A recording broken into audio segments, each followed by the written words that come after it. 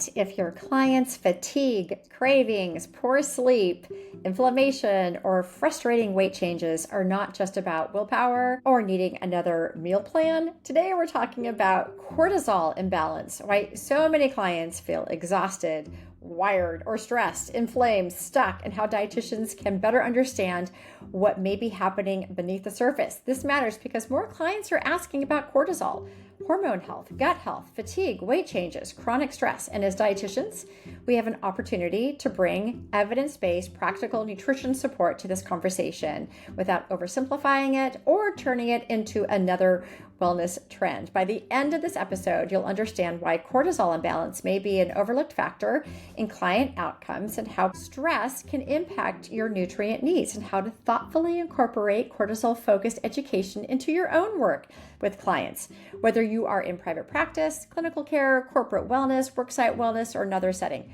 My guest today is Heidi Moretti. She's a registered dietitian, practitioner, and the author of the new book, Cortisol Fix, Why You're Exhausted, Wired, and Can't Lose Weight, and exactly what to do about it. Heidi also takes us behind the scenes of her writing process. You know I love behind the scenes. And she shares how client questions, her own research, and clinical experience have helped shape her book. So as you listen, think about one way cortisol education could support the clients you already serve, and maybe one idea from your own practice that might be worth writing about, teaching about, or developing into your own area of expertise. Hello, welcome to the Dietitian Career Success Podcast. I am your host, Stacey Danemke. I run two job boards, NutritionJobs and exercisejobs.com, and a salary database for dietitians, dietitiansalaries.com. I'm a dietitian here to help you as a health professional find your dream job, learn how to build your modern resume, craft a LinkedIn profile that attracts opportunity, and how to confidently have conversations to make more money as a dietitian or as a health professional. I'm in the unique position to have the ear of both recruiters and job seekers, and I'm using those insights to help inform you. Think of this as your own personal mastermind group to help inspire and motivate you, keeping your career development top of mind all the time. So whether you are here for a sparkly pep talk, you want some conversation to remind you to always be ready for a new job, or need some solid, actionable steps to actually advance your career, you are in the right place. So let's get to it. Heidi, welcome back. Well, thank you so much, Stacey. So fun to talk to you again. It is so wonderful for you to share your time with us again and to get all of your insights as a dietitian in both private practice and as a dietitian who is now on your fourth book. You are a real life published dietitian author.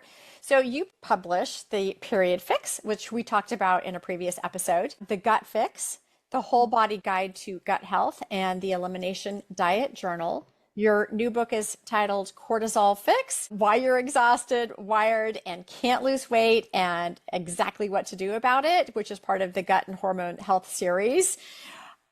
Congratulations on your book. Thank you so much. Tell us a little bit about the process of writing and publishing your fourth book. Was this any different than previous experiences? Well, yeah, definitely different because this time my inspiration came from my client, a client in particular, and she very much was insistent I write this book because I helped her with a lot of her stress and trauma. And when I got to, I knew I'd had this base of research and knowledge in that area, but when she told me that, I thought, you know what? She's right, because I bought a book about cortisol, and the thing was, it was very superficial, very generic, standard American diet sort of advice, and it just really thought, okay, the world maybe needs a little more than that. So that's part of it. I got to doing the research and realizing, yes, this book is needed. It's true. It's funny. You gave me an advanced manuscript of it. I got to read through it. I really enjoyed it, but I was actually really excited to get this title because I personally am interested in my own cortisol levels, what's behind them, what influences them, how can I eat differently, more, less, different types of foods. What is it that can impact my overall health? And that's what really drew me to wanting to read about cortisol. So this very, very exciting. You tell me why you think that cortisol is such an important topic for the general population these days. Yeah, it's a great question because it's an appreciated topic. There's so many people running around with lots of stress, day-to-day stress. They think that's the norm. And meanwhile, it's silently causing a lot of nutrient depletion and nobody's addressing that. And I think that's one of the biggest things is we think, okay, all of our nutrients should come from our diet. Yeah, that's in an ideal world, but when you throw stress into it, all bets are off. You pee out more vitamins, you pee out more minerals, zinc, magnesium, you name it. And I think that exacerbates the stress, according to the research. When you run low in those nutrients, it's like this snowball effect. It's not like, hey, you're going to start catching up by eating pumpkin seeds, which, I mean, I encourage eating pumpkin seeds, don't get me wrong. But, you cannot compensate for the losses of the chronic stress. People are taking care of parents, they're taking care of children, they're working 40 hours plus a week. They're, managing all these other life stressors that we just can't do through our diet alone. I mean, and diet again being important. So Yeah, that's really helpful. I think that a lot of information was new to me learning about the influence of nutrient deficiencies or subclinical low levels of nutrients because of utility or metabolism or soil composition or whatever it might be. How did writing this book for how did it impact you? well, definitely during this process, of course, I love writing, so it's a de-stress for me. So the marketing and launching is a stressful situation. So it really brought back this, okay, well, I'm experiencing stress as I'm marketing and launching, so I need to take care of myself as best as possible. And I do strive to do that. I use all the tools I recommend in the book, and I have used them all. So I think when it comes to, looking at myself and having to say, okay, I cannot do 40 clients a week if I'm writing books, if I'm marketing, if I'm, so I had to make that call. Like I can't do it all. So, Right, right. I think about different niches that dietitians can focus on or attract clients that may have different potential for disease states, or again, back to the niche focus areas that they can tap into. What would you recommend for other dietitians being able to use cortisol regulation or improve fixing their cortisol regulation or just optimizing their cortisol regulation? What would you recommend for dietitians in private practice or in other areas where they can really tap into this? right. And I think too for dietitians is really, it's key to actually have experienced the benefits of the things first. So if you can't feel like you can take care of your cortisol yourself, how can you help others? Or how, if you can't show up in a relaxed and well-nurtured state yourself, how can we help others? So I think really at the crux of everything is taking care of ourselves first, as professionals. And in common sense, but so much easier said than done, right? Yeah, yeah. So, So I can see this for dietitians who are in private practice so they can reach their patients that way. I can also see if someone's working in worksite wellness or corporate wellness, that can be an offering that they can present to the employees. They can talk to HR and say, this could help your employees feel better. Are there any other niche areas that I'm not thinking of that dietitians can practice? in terms of the cortisol area, yeah, I think that's great. I mean, really, if you think about even hospital settings, how, stressful it is, for both clients and for the patients and the staff alone, and Staff? Oh, I stepped away from hospital work years, about 7 years ago, but I walk in now and the stress is palpable if I'm going to visit or get a lab draw. And I've heard rumors from the people I work with of how stressful clinical care is. It's gotten very difficult. So, applying it in that setting, I think as well. Mm, thank you for that. That's good. All right. I'm always curious about how people work behind the scenes. I'm very interested in how you work as a writer. You mentioned that that's a de-stress. I think a lot of us might think, oh, that feels a little stressful to have a workload put on us related to writing. Tell us a little bit more about your writing process. Like, do you write every day, or is it batched out? Like, just give us a little behind the scenes about how you work as a dietitian who writes. Well, yeah, I do it in spurts for sure. So I will take, I'll get really interested in one topic, let's say for magnesium and cortisol, looking at that, and I'll get into that deep like rabbit hole of all the research because there's a ton. And then I'll find new little avenues of okay, this it's connected to B6 and how is it connected and how is it connected to all these other things. So it's just really fun.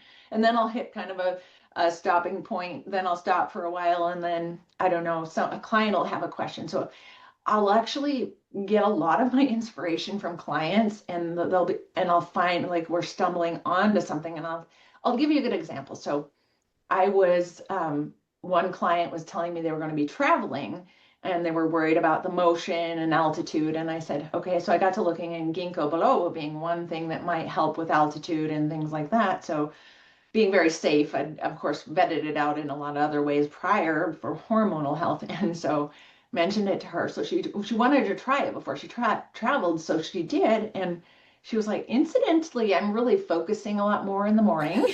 so so I thought, okay, so focus and stress, she was feeling less, and so okay, so I did fine. Sure enough, it wasn't just her feeling it. There was research to support what she was feeling. So I think sometimes just that listening, observing, that's a theme like I go with. I feed off of people I'm seeing. So I love my clients for that. I mean, I'm not selfishly seeing them because I want ideas for my books, but it actually does feed that a lot. It sounds like the opposite or the converse of motivational interviewing, where you're there to support and sort of repeating back to your client what the information is, but at the same time you're like, oh, repeating that back. That's an interesting niche to go into, or to research a little bit more, or to, as you said, to listen to what they're saying and running with that for another opportunity. So that's really helpful. I like that. So you have a publisher. How does that work then? So you come up with an idea first and then you work with a publisher, or you pitch it, or can you give us some background on that? Well, that's a great question. I have worked with a publisher in the past. I did for like the Elimination Diet Journal, and also for the Whole Body Guide to Gut Health. I went away from that and did independent publishing for the other books because one, there's a bit of censorship that comes with publisher companies sometimes, and I really felt like I want to speak my voice. I want to say this the way that I feel like people will get more than just generic advice. And so when I started doing that, yes, self-publishing is not easy. So uh, but it isn't insurmountable. You have to know dimensions of the book. You have to know how to format it. It's not impossible because you can use book formatting services that are free, such as Readsy is the one I'm using. It's been pretty consistently. That's the last three books I've used is Readsy, and that kind of process is very helpful. So in that regard too, I end up sending it out advanced reader copies to people I know, friends and family, things like that. Hey, um, what I'm sending you, is this something that you would want to read? Is this, so I vet it out that way too.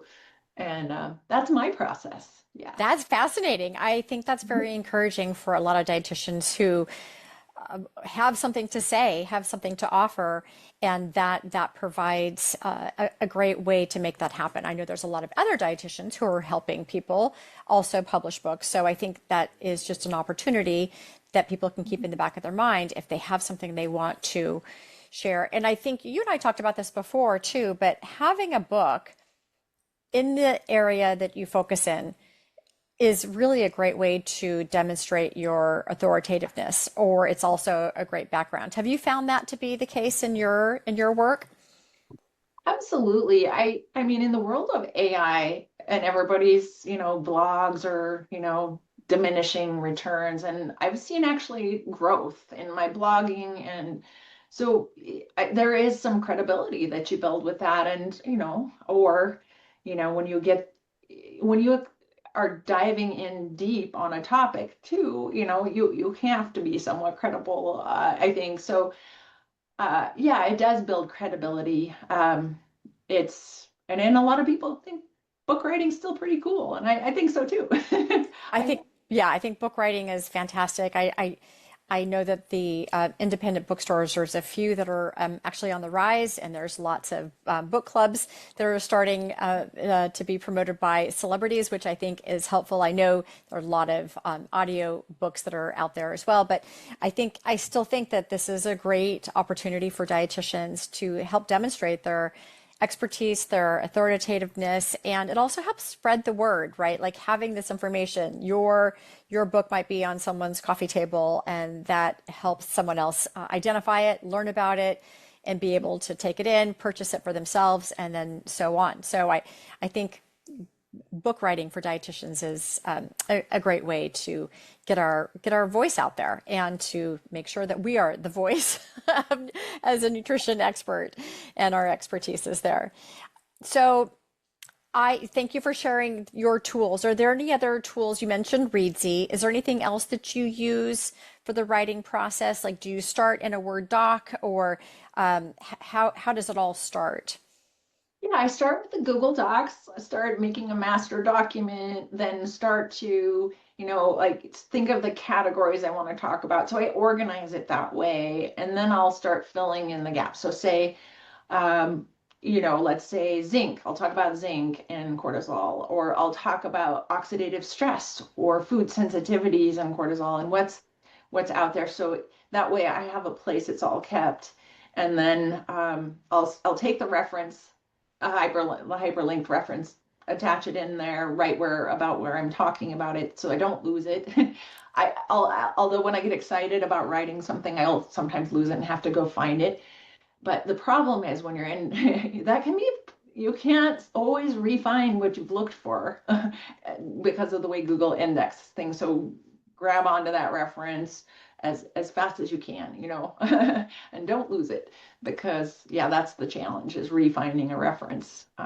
And so that's where it starts. I use a Google Doc, and then I will, refine it, read through it, refine it, things like that, and um, set it aside for a while, because if you lose objectivity when you're in the middle of it, so that kind of thing.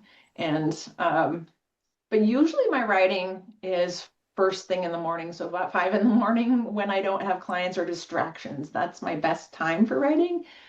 Um, and then when you upload it in a Readsy, it's cool because it helps you format it, but it also checks, like spell check, are you like, here, are you sure you want to say this? Or, there's some editing tools that come with that as well. So that's pretty nice. I hired out the the design of, the big thing is getting the book cover design, because the book cover means a lot, or visual things mean a lot. I'm not a very visual person, so I definitely hire that out. Um, so yeah, but I mean, if you're artistic, you could do your own. There's no reason you couldn't. Yeah, yeah, that's really helpful. Any Mhm. other tools that we need to know about? So yeah, there was a book, oh, ages ago I read it, and it was very valuable. It's just how to self-publish. Mm, And it is so much easier than a lot of people think, so that's really cool. I think it's another thing to keep in mind. Um, yeah. but I think there's a lot of books out there now like that. So That's great. That's very helpful. Thank you for that. Appreciate that. I think you have a lot of unique talents and skills, some that you were born with, and I'm sure some that you have learned along the way. I know I've asked you this before, so maybe you can give us an updated version, but What do you think are some skills that you have that you were born with that make you both a successful writer or also a successful dietitian in private practice that we could all learn from? What are those skills that you were born with? Let's see. Curiosity, I think, an open mindset, because there's never something that's broadly applicable to everybody. Well, I'll tell you this, for example. Let's say we know the Mediterranean diet is quote unquote anti-inflammatory. Well, when I did my food sensitivity test, I found out it's actually not true, not in me. But so really, like, always having that in the back of your mind, is this really true for the person in front of me? Is our absolute, really true? I feel like the questioning and being inquisitive, open-minded to different people's experiences and things can be how we heal people the best. And so I guess my skill being the open mindset, but also just I've always had such curiosity, wanting to know more. And I think that's where, what keeps me going in the writing process. And I mean, it's not that I don't already have ideas for two more books, but it's just a matter of when am I going to get the time, kind of thing. So How about skills you have learned along the way? skills I've learned along the way. Let's see. Well, I think one of the things that I've learned through, telehealth and seeing clients is really just taking the time. You don't need to get it all done today. You'll never get it all done today, but don't let that stop you, and by, taking the approach of really just listening and developing a rapport. And a lot of times when you're listening, you're going to find out what they need to know, not just telling them, hey, this is the diet for this or that. It's the listening and helping what they're explaining. What I'm noticing in a lot of my clients is that they've hit this point where they've been gaslighted by providers, and I don't want to be that dietitian that's also gaslighting them. It's like, well, you should do this, well, look, so I think dietitians are very good. We all should be counselors because we are, we at the end of the day have to be. So Exactly, exactly. Oh, Heidi, that is so great. Thank you so much for sharing your expertise. I think it's a great book, The Cortisol Fix, that a lot of dietitians could both learn from and help incorporate that into their own private practice as well, working with patients. So, how can people connect with you? What's the best way? all right. Yeah. So my website's The Healthy RD, thehealthyrd.com. I'm also doing a startup called Align. We have a website called alignwellness.ai, and we're looking at incorporating a trio of things. So mind, body, and direction, all based on cortisol, work stress, and mindset. And we're hoping to help people through that website as well. So I'm very excited for that project. Oh, that's exciting. Well, when you get that off the ground, I will come back to you and we'll do another interview and talk about that business. But thank you so much for that. Everybody, I'm going to put all of the links down below in the show notes so that you can check out her book and her website and hopefully her new venture as well. Thank you so much, Heidi. Oh, thank you, Stacy. So good to see ya. Wasn't that a good one? All right, here are my takeaways from my conversation with Heidi Moretti. Number one, cortisol imbalance may be the missing conversation behind fatigue or weight gain, or maybe even an overly inflammatory state with your patients. Number two, chronic stress does not just live in the mind, it can show up in nutrient needs, energy, sleep, hormones, and gut health. Number three, just eat better is not always enough when a client is living under ongoing stress. Number four, dietitians can be the ones who can bring a more thoughtful, evidence-based voice to the cortisol conversation. Number five, before we help clients regulate stress, we also may have to take a look at how we are caring for ourselves and take a look at our own work-life balance. Number six, private practice, corporate wellness, worksite wellness, and even maybe clinical settings all have room for cortisol-focused education. Number seven, client questions can be the beginning of deeper research, better counseling, stronger content, and even a book. Number 8, writing a book is not just about having all the answers. It starts with curiosity, listening, organizing your ideas, and building from your lived experience. Number 9, publishing can help dietitians build credibility, authority, and visibility in their own niche. And number 10, when dietitians write, teach, and share what we know, we can help make sure nutrition conversations are led by nutrition experts. Now, if you're looking for a job or you're just browsing to see what your next step could be, please do go to NutritionJobs.com and ExerciseJobs.com. Sign up for email alerts for jobs that meet your search criteria. Create a super quick resume profile so that employers can find you. Easy peasy. Sign up for the Nutrition Jobs career newsletter that I've been told is exceptional, full of career tips and insights. Please subscribe or follow this show. And if you found this episode helpful, I would be so grateful if you could please rate this show up to 5 stars so I can tell my mom that I'm actually helping people. And speaking of helping people, please share this episode with a friend, a relative, your student, your intern, your mentee, or your boss. Follow me on most all social media platforms at Stacy.Emke and Nutrition Jobs on LinkedIn, Instagram, YouTube, and Facebook. I do appreciate you and our community. Until next time.